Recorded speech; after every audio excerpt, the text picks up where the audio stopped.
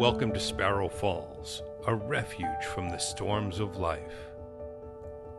When we hit rock bottom and God feels far away when our trouble is close, we always have something of God's character to sustain us. In this second episode of our series on Psalm 22, the horrid nature of Jesus' suffering is described for us from his perspective. This is how he felt about himself. And as hard as it is to imagine, the words in this psalm express the reality of Jesus' inward struggle. And though God seemed far from saving him, he still had hope, a tested hope that was rooted in the trust God had nurtured into his life. How he reasons his way to hope is instructive for us. This is episode 9 of the Sparrow Falls podcast. If you'd like to stay up on what's happening at Sparrow Falls, subscribe to our newsletter and follow us on social media. You can find out more about that on our website at sparrowfalls.org. Now here's our host, Todd Schaefer. As we saw in the last episode, the first 5 verses of Psalm 22 open with the psalmist feeling utterly forsaken of God. And because of this, in the midst of a horrid trial, he roars to God, crying out to him day and night, hoping for an answer that doesn't come. But in the midst of his horror, compounded by God's abandonment, the psalmist reaches for a fundamental hope in the very nature of God himself, and that is his holiness. God, and that gives the suffering psalmist hope, a hope that comes from a testimony of fathers who have gone before. What is that testimony? It's a testimony of praise of God's people that enthrones God himself. When we experience calamity or suffering, when injustice falls upon us and tragedy turns our world upside down, the most fundamental hope we have for justice or rebirth is found in the holiness of God. God's holiness was the prevailing source of comfort, encouragement, and hope of the fathers of whom the psalmist referred to. When their child died, when their crops failed, when they were taken captive, they found hope in the holiness of God. This hope in holiness doesn't give us as much comfort today as it gave to God's people in the Old Testament era, but it should. Now for the psalmist, though he clings to the comfort that he finds in God's holiness and clings to the testimony of God's people who have enthroned this God on their praises, his trial continues, and it takes a turn for the worst. He is in grave danger, and we begin to see how deep his suffering is. We're reading verses 6 through 11 of Psalm 22.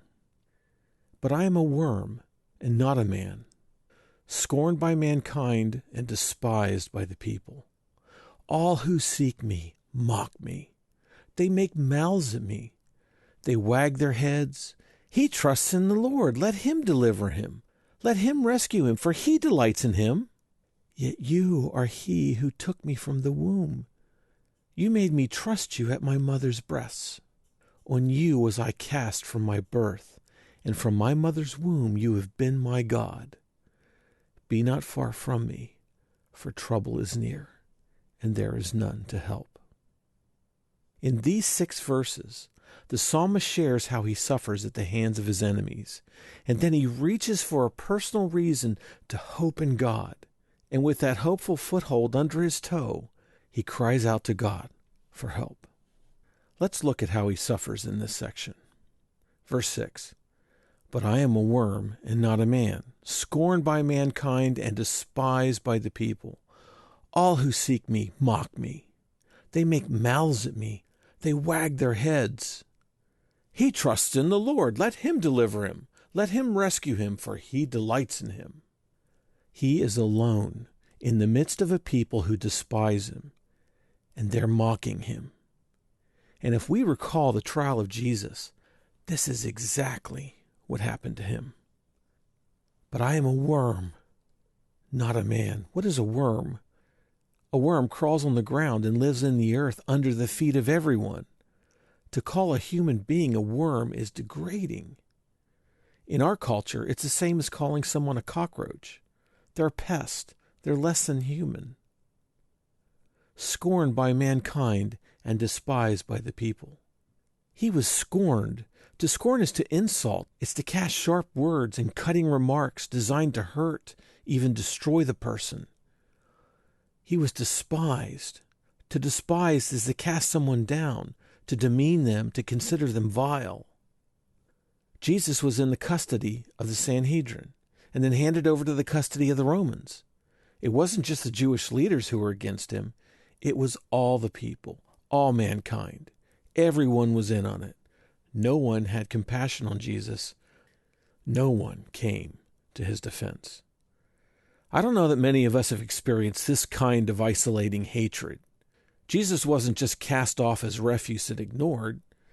The hatred for him ran so deep that all the people gathered around him to participate in mockery.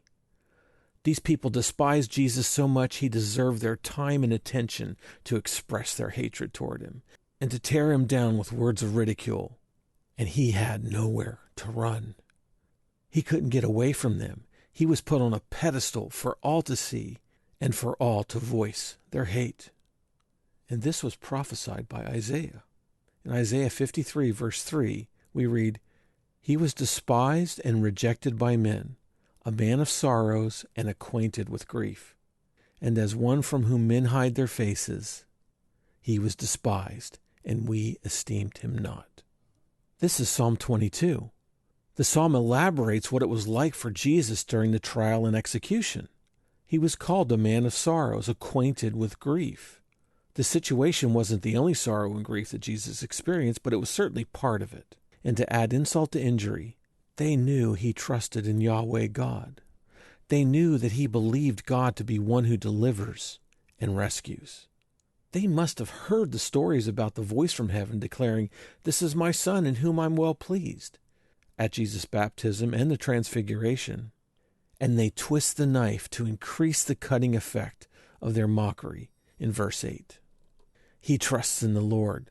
Let him deliver him. Let him rescue him, for he delights in him. His trust in the Lord and his knowledge that God delighted in him is the only thing that gives him hope. This is the hope that he was hanging on to by a thread. He already felt abandoned by God. He wondered if God heard his cries. He was isolated, given into the hands of his enemies, paraded before the whole world who turned against him. Everything about his situation challenges his trust in God. God is his only hope. And this last thing he has to cling to is targeted for ridicule. His enemies know where his hope is. His enemies know where his hope is, and they're bent on destroying that shred of hope. They use his hope against him. They give voice to his doubts. They challenge his God in the midst of his absence and his silence. "Where is this mighty God whom you trust? Let him come and deliver you. Let him rush to your rescue. If he delights in you so much, why are you in our hands?"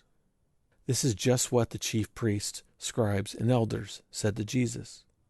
Matthew 27, verse 43. He trusts in God. Let God deliver him now if he desires him. For he said, "I am the Son of God." Isn't this an incredible irony? These religious leaders knew the prophecies of Psalm 22. And at the very end of his rope, when it seems like all hope is lost, the psalmist reaches for the most basic, foundational hope. He's already taken assurance from the testimony of God's people, but now he finds a reason for hope from his own life.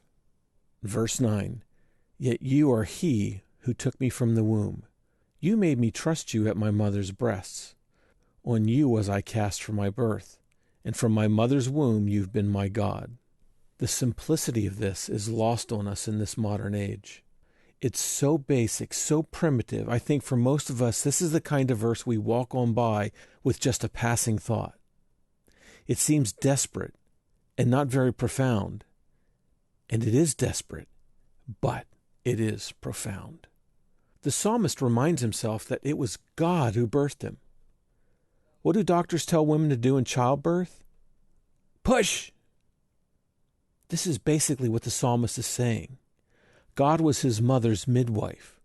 God took me from the womb. Literally, you pushed me out. God also took him and laid him at his mother's breast. God nourished him, supplied for his needs, and comforted him. This is how God began to build trust in his life. This is the sense of what he's saying. From the day of my birth, I was cast upon you. I was placed into your arms. From the day of my birth, you've been my God. You've been the God I have trusted. You've shown yourself to me in my life. Before this great trial he finds himself in, he had a life of trusting in God, even when he didn't know God by name. His faith in God is not blind trust. It's a tested faith. It's an exercised faith. It's an informed faith that saw God sovereignly in control of his life from the moment he took his first breath. This is the basis of his trust, the hope he clings to. This is what sustains him in his trial. And so he cries out to God in verse 11, "Be not far from me, for trouble is near, and there is none to help." The situation is dire. His trouble is closing in around him. His enemies are about to have a complete victory over him, and he's all alone. There is no one nearby to help him. At the beginning, he said to God, "Why are you so far from saving me?" And now, "Do not be far from me." Why? Because the trouble is closer than God seems to be. God is far, trouble is near, and there's no one else he can turn to. It seems all is lost. God is his only hope. If God doesn't come through for him, defeat is imminent. It'll be all over. He'll be destroyed. This is where Christ was during his trial. His enemies had him, mocking him, beating him. All of his most trusted friends left him. He was alone. His only hope was in God. There was nowhere else to turn. And this is the cliffhanger where we have to leave the psalmist until the next episode. Have you ever been in a similar situation where some trial you faced felt like it was the end of the world? No one could help you. You were all alone, and only God was the one you could cry out to. Yet he seemed so far away, so far from saving you. Perhaps it looked like God abandoned you. Christ teaches us how to face suffering. He's an example of how to persevere in those hours of great darkness. He doesn't put forward a stiff upper lip. He doesn't put on the face of a stoic. He cries out to God in terror. He freely voiced the fears of his own human frailty. He was free to roar at God when God was silent. Christ gives us permission to be broken, to express our confusion, our disillusionment, our pain. Suffering is suffering. Even though God uses suffering in our lives to shape us or to teach us, suffering is still a horror, not just to us, but to God, just as it was to the Son of God. Now, God is not a stoic when it comes to suffering. He's not indifferent. He's not far from caring. He cares so deeply about suffering that he put his Son through horrid suffering so that he could defeat sin and save us from the clutches of sin, death, and suffering for all time. He's not a fatalist, nor should we be. Pastor David Strain has some very helpful words with regard to our response to severe suffering. He said in a sermon, "There's a kind of misplaced Calvinism, a fatalism really, that thinks that the only appropriate response to suffering is passive surrender to pain. A theology that almost collapses into the idea that suffering is a good thing intrinsically, that it would be ungodly to protest beneath it. But suffering isn't good, and even our Lord asks to be rescued from it. It is possible to humbly submit to the sovereignty of God while asking at the same time to be delivered from the trials that he has ordained. And if you struggle with that, then you may need to spend more time in the Garden of Gethsemane.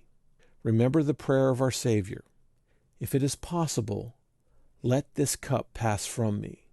Yet not what I will, but yours be done."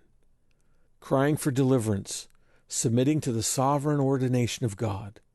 A faith that sustains us in our trials is also a faith that doesn't hold back from asking to be delivered from our trials.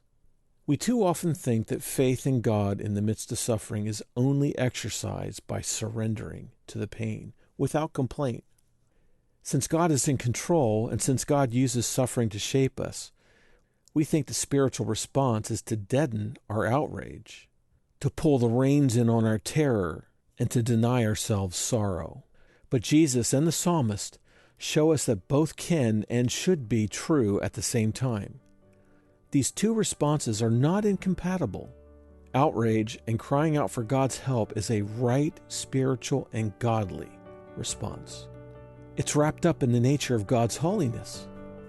God's holiness, as we saw in the last episode, is set against pain and suffering. His holiness reveals his hatred of such things, and it's his work to bring justice, deliverance, and salvation to sinners. And one day, God will completely eradicate sin, death, suffering, pain, and sorrow. Why? Because God is holy. Sparrow Falls is the ministry of Todd Schaefer. You can find our website at sparrowfalls.org. That's sparrowfalls.org. We hope to see you again, and though you walk in the midst of trouble, may God in His Word revive you and renew your hope. We look forward to seeing you again at Sparrow Falls.